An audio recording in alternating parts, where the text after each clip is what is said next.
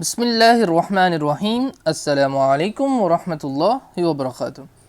जी तो अज़ीज़ तलबा व तालिबात, हमारा ये लेक्चर नंबर 20 है और इस लेक्चर में हम डिस्कस करने जा रहे हैं एक्सरसाइज के short questions 1.7 to 1.13 1.13। Let's go to the book.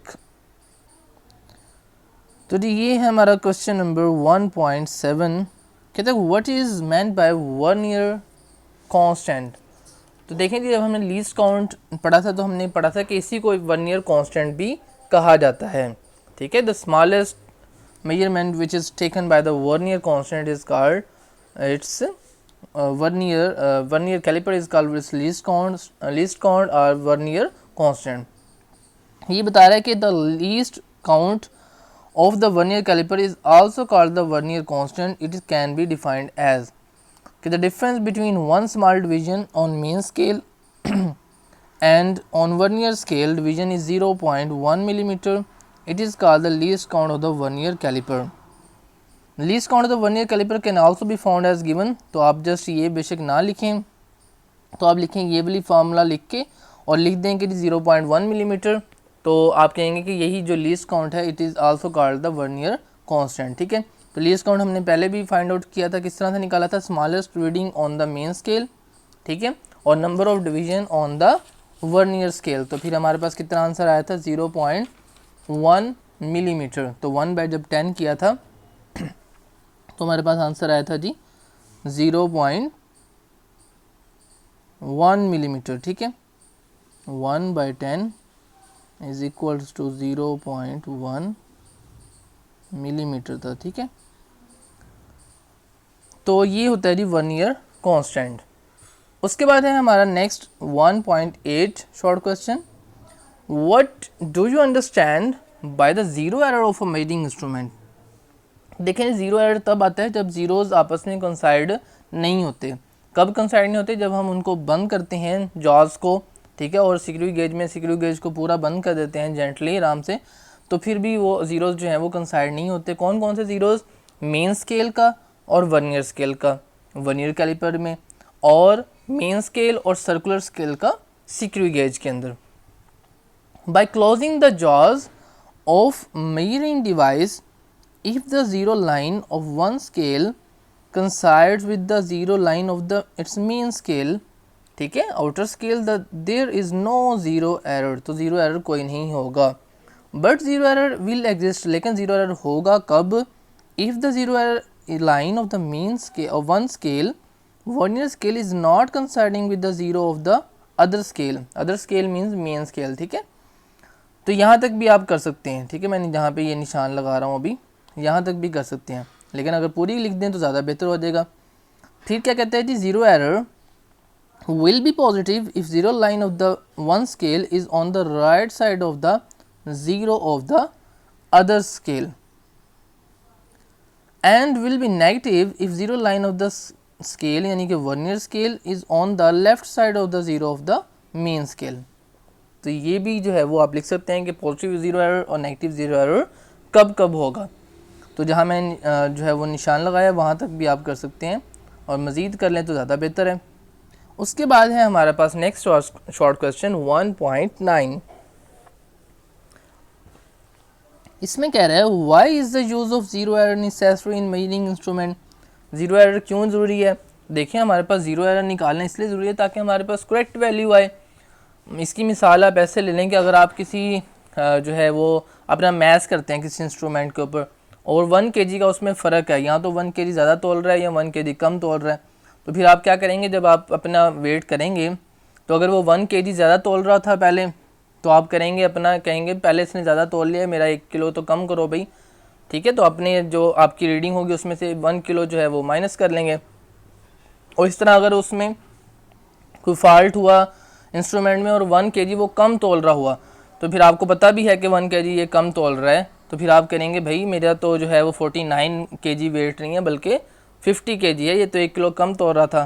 तो इसलिए फिर आप ज़ीरो करेक्शन जो है वो करेंगे तो वो आपसे क्या होगा, एग्जैक्ट वैल्यू जो है वो आपकी आ जाएगी।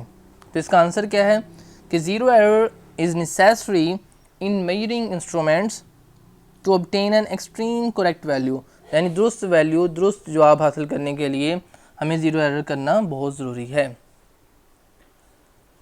उसके बाद है हमारे पास next question 1.10, what is a stop watch, what is the least count of the mechanical stop watch you use in laboratories.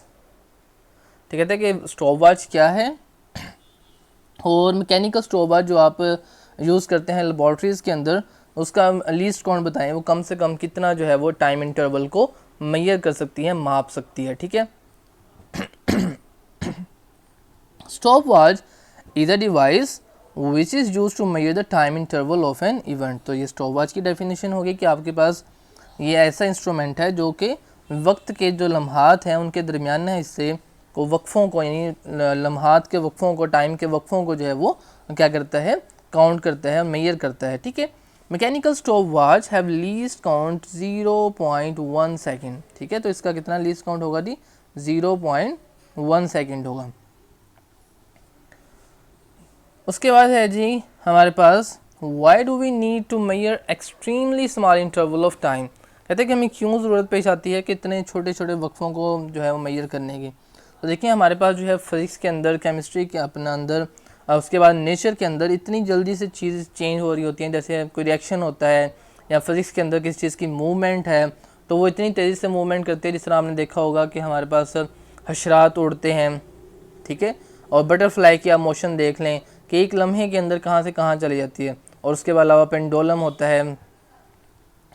तो कहते हैं कि in a nature and also in physics there are so many phenomena which vary with respect to the extremely small intervals of time, and for their experimental measurement we need very precise time measuring instrument। कहता है कि हमारे पास बहुत कम लम्हात के अंदर जो है वो चीज़ें चेंज होती हैं फिज़िक्स के अंदर, तो हमें बहुत ज़्यादा एक्यूरेट, प्रिसाइज, दुरुस्तगी वाला जो है हमें टाइम इंटरवल मापने वाली चीज़ चाहिए, इसलिए जो है वो हमें ज़रूरत पड़ती है। We need to measure extremely small interval of time to calculate the time intervals of natural and artificial events. तो जो हमारे इवेंट्स होते हैं, नेचुरल हों चाहे आर्टिफिशियल हों, तो उनके दरमियान जो लम्हात होते हैं उनको नापने के लिए हमें ज़रूरत होती है कि हमारे पास जो अच्छे से अच्छे आलात हों। उसके बाद है हमारे पास 1.12 what is meant by the significant figures of an measurement. तो इसकी डेफिनेशन हम पहले भी कर चुके हैं, वही आपने जस्ट डेफिनेशन लिख देनी है कि all the accurately known digits and the first doubtful digit in an expression are called significant figures. Significant figures reflects the precision of a measure value of a physical quantity. ये अहम बात है कि जो हमारे पास सिग्निफिकेंट फिगर्स होते हैं ये बताते हैं कि कितनी वैल्यू प्रीसाइज है।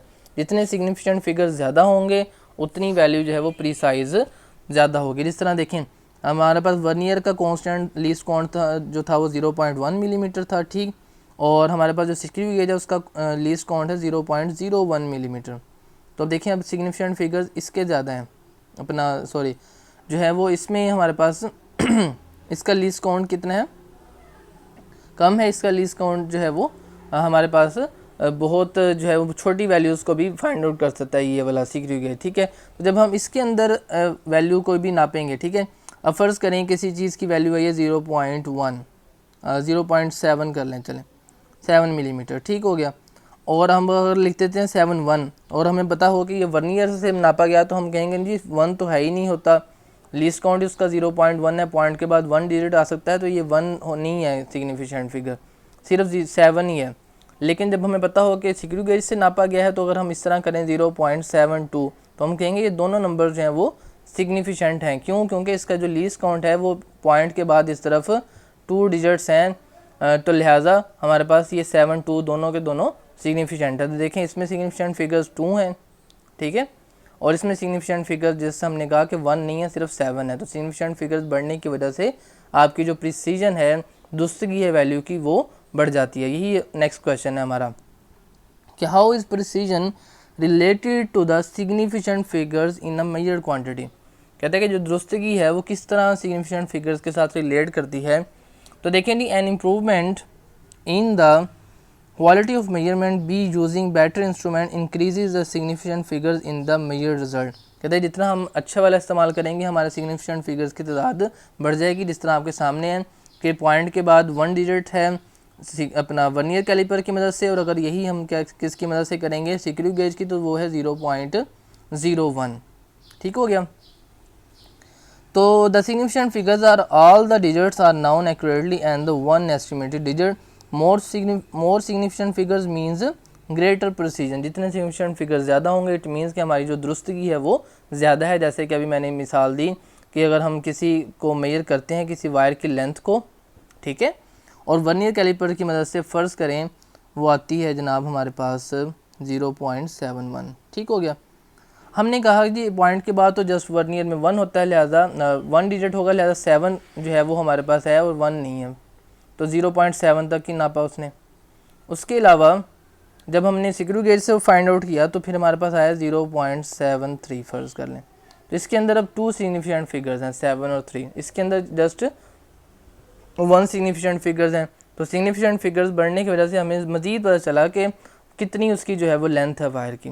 तो इस तरह जितने सिग्निफिकेंट फिगर्स ज़्यादा होंगे और जितना इंस्ट्रूमेंट हमारा अच्छा होगा तो उतने सिग्निफिकेंट फिगर्स ज़्यादा होंगे, ठीक है, उसका लीस्ट काउंट उतना कम होगा, और जितना लीस्ट काउंट कम होगा यानी छोटी छोटी वैल्यू को नाप सकेगा तो उतना ही हमारे पास एक्यूरेट वैल्यू आएगी। तो ये था जी आज का हमारा लेक्चर जो कि अपने अख्ताम को पहुंचा। ये सारे क्वेश्चन आपने अच्छे से प्रिपेयर करने हैं, याद करने हैं और इनको राइट आउट भी करना है। मिलते हैं इंशाल्लाह नेक्स्ट लेक्चर में। अल्लाह हाफिज़। अस्सलामु अलैकुम व रहमतुल्लाहि व बरकातुहू।